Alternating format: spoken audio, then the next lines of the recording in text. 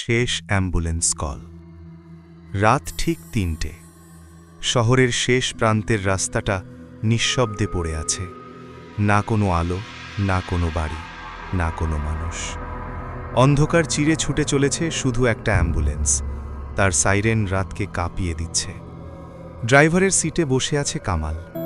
এই রাস্তায় রাতের ডিউটি তার নতুন নয়। বছরের পর বছর সে এই পথ ধরে অ্যাম্বুলেন্স চালিয়েছে। তবু আজ কেন জানি রাস্তাটা আগের চেয়েও বেশি ফাঁকা।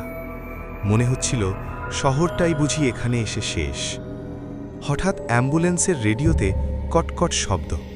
তারপর একটা ভাঙা ফিসফিসে কণ্ঠ ভেসে এলো, রোগী উঠেছে, থামিও না। কামালের হাত শক্ত হয়ে গেল স্টিয়ারিংয়ে। অসম্ভব। গাড়ি চালু করার আগে সে নিজেই গিয়ে পেছনে দেখেছিল স্ট্রেচার খালি ছিল, কোনো মানুষ ছিল না, এক ফোঁটা রক্তও না। ঘাম জমল কপালে। ধীরে, খুব ধীরে সে রিয়ার ভিউ মিরারে তাকালো। স্ট্রেচারের ওপর একজন শুয়ে আছে, রক্তে ভেজা শরীর, অস্বাভাবিকভাবে বাঁকানো হাত পা, চোখ খোলা, আর সে হাসছে।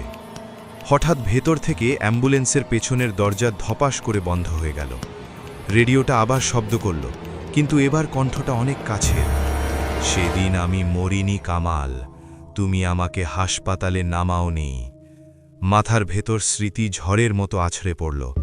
10 বছর আগে এই একই রাস্তা, একটা ভয়ঙ্কর অ্যাক্সিডেন্ট। একজন রক্তাক্ত মানুষ হামাগুড়ি দিয়ে অ্যাম্বুলেন্সের দিকে এসেছিল, কাকুতি মিনতি করেছিল। কামাল দেখেও দেখেনি। ডিউটি শেষ করার তাড়া ছিল তার। হঠাৎ সাইরেন থেমে গেল। তবু অ্যাম্বুলেন্স থামল না। স্টিয়ারিং আর তার নিয়ন্ত্রণে নেই। গাড়ি নিজে নিজেই গতি বাড়াচ্ছে। মিরারে তাকিয়ে আর কাউকে দেখা গেল না, কারণ সে এখন কামালের পাশেই দাঁড়িয়ে। রক্তে ভেজা মুখটা কানের কাছে এনে ফিসফিস করে বলল, আজ তুমি ড্রাইভার না, আজ তুমি রোগী।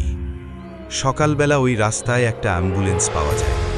ইঞ্জিন ঠান্ডা, ভেতরে কোনো ড্রাইভার নেই, শুধু স্ট্রেচারের ওপর রক্ত দিয়ে লেখা, পরের ডিউটি রাত ৩টায়।